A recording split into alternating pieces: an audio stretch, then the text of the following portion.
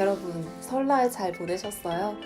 저는 사실 잘 보내지 못했어요. 결혼 정년기에 있는 제게 할머니, 할아버지께서 결혼 이야기를 꺼내셨기 때문인데요.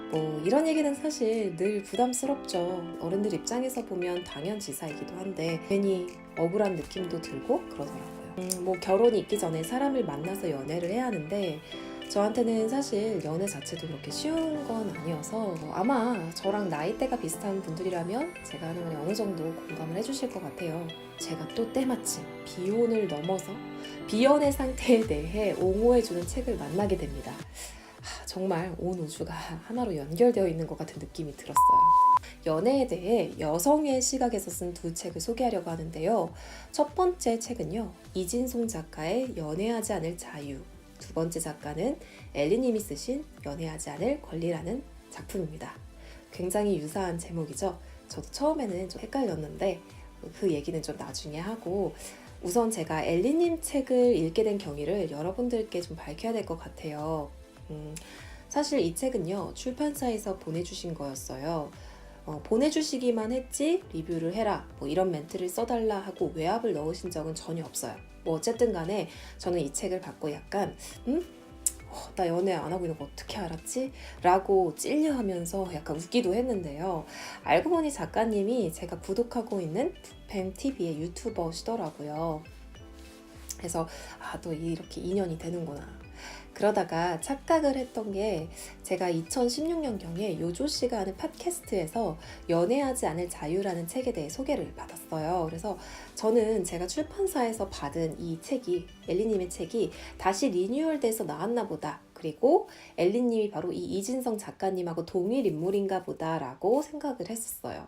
한마디로 이 연애하지 않을 자유와 연애하지 않을 권리가 같은 책이라고 생각을 했던 거죠. 2016년에 읽었을 때 너무 공감도 많이 했고, 또 이진성 작가의 유쾌, 상쾌, 통쾌한 필력에 혀를 내두르면서 읽었던 기억이 있어요.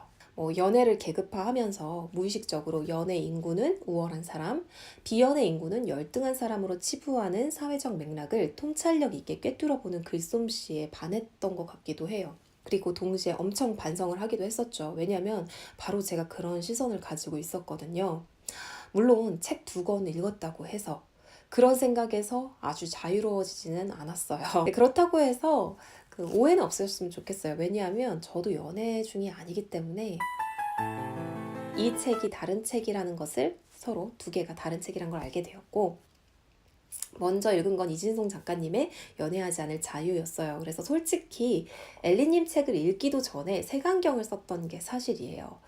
단지 조금 늦게 출간되었고 내 눈에 조금 늦게 밟혔다는 이유만으로 제가 원래 알고 있는 발굴한 보석의 가치가 훼손되지 않을까 하는 그런 높아심 있잖아요. 그런 느낌이었었던 것 같아요.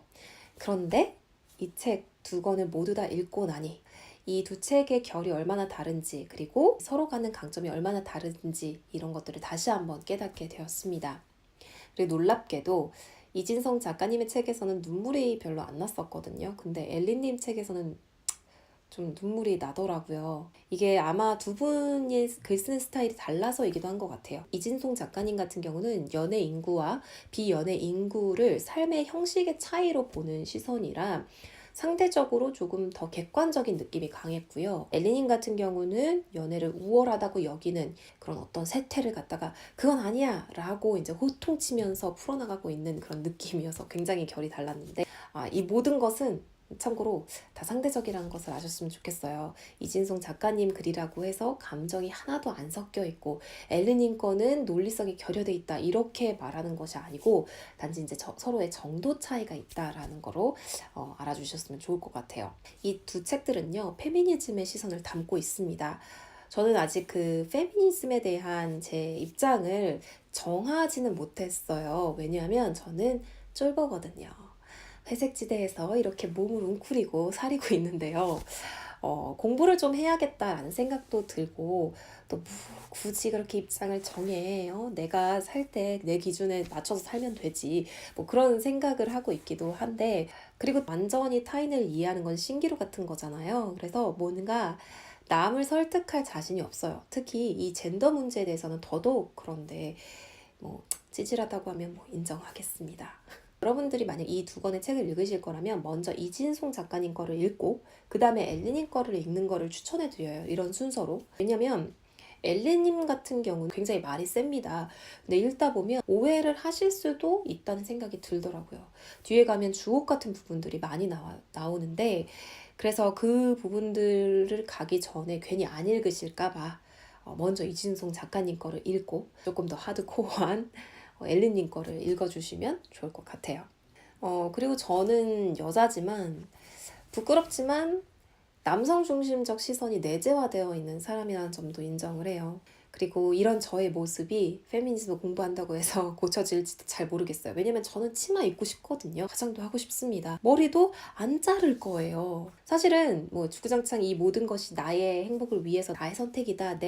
나한테 매력적이고 싶다. 뭐 이렇게라고 세뇌를 하려고 하지만 정말 내면으로 들어가서는 이게 결국 이성에게 예뻐 보이고 싶은 마음이다라는 거를 이제 완전히 부정할 수는 없더라고요. 늘 이렇게 생각을 해요. 내가 조금 더 키가 컸다면, 내가 조금 더 하였다면, 내가 좀 몸매가 좀 더 좋았다면 뭐 이런 생각을 하는데 계속 그런 시선으로부터 자유로워지려고 노력하지만 그거 자체가 조금 힘들고 나는 시선을 의식하는 사람이야 라고 인정해 버리는 게 속 편할 때가 있더라고요. 근데 어쨌든 제가 가지고 있는 그런 인정 욕구, 특히 남성 중심적인 시선에서 평가받는 나의 모습을 이 두 책에서는 그 근본 원인과 실체를 파헤쳐주고 있습니다. 그리고 그 과정 속에서 이건 아니야 라고 하는 부분도 있었어요. 근데 대부분의 경우 공감을 받기도 하고 또 위로를 받았던 것도 사실입니다.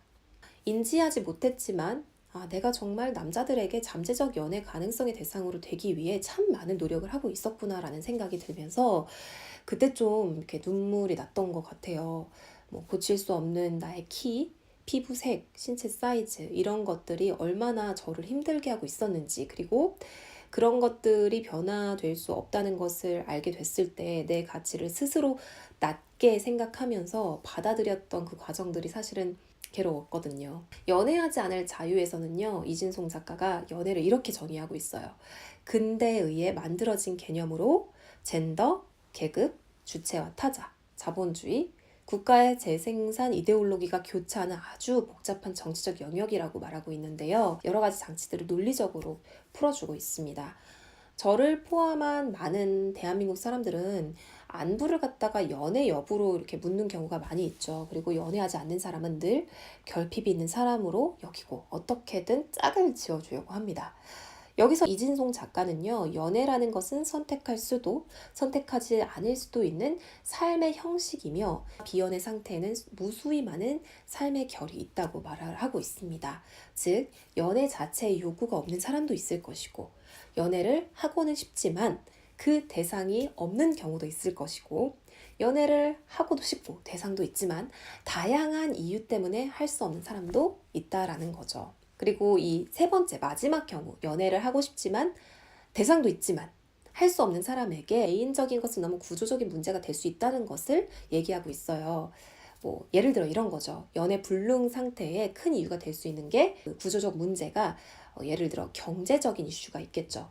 이런 것들을 은폐하고 뭉뚱그려가지고 너는 연애를 못하니까 어딘가에 결함이 있을 거야 하고 쥐잡듯이 하나라도 잡아내려는 그런 사회의 시선에 대해서 반기를 들고 있는 것이 이 책의 주요 쟁점이라고 볼 수 있습니다.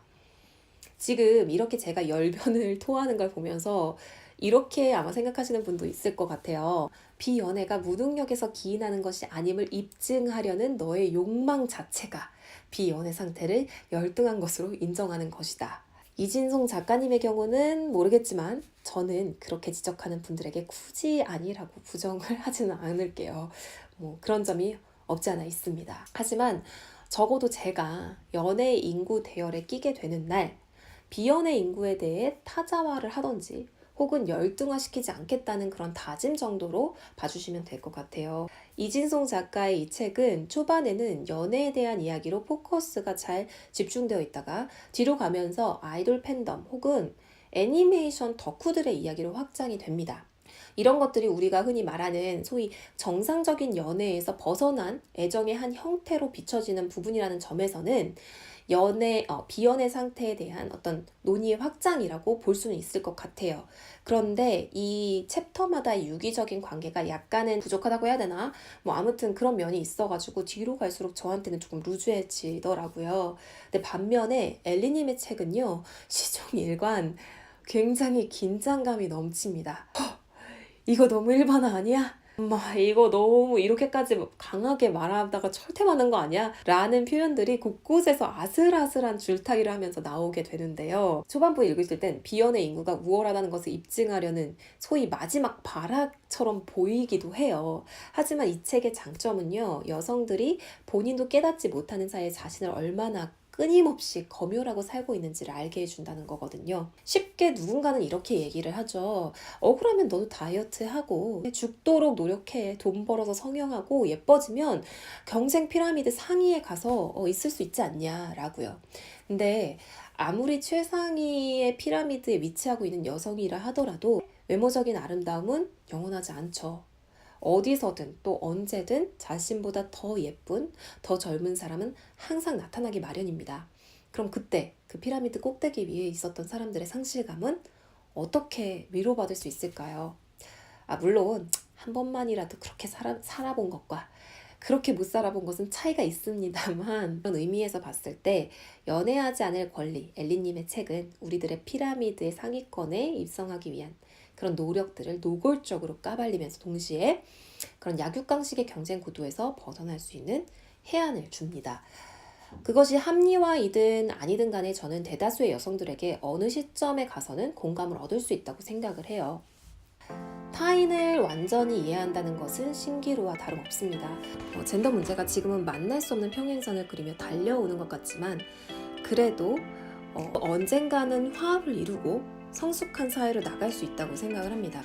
왜냐하면 인간은 항상 더 좋은 방향으로 나가려는 그런 존재라고 생각하기 때문입니다.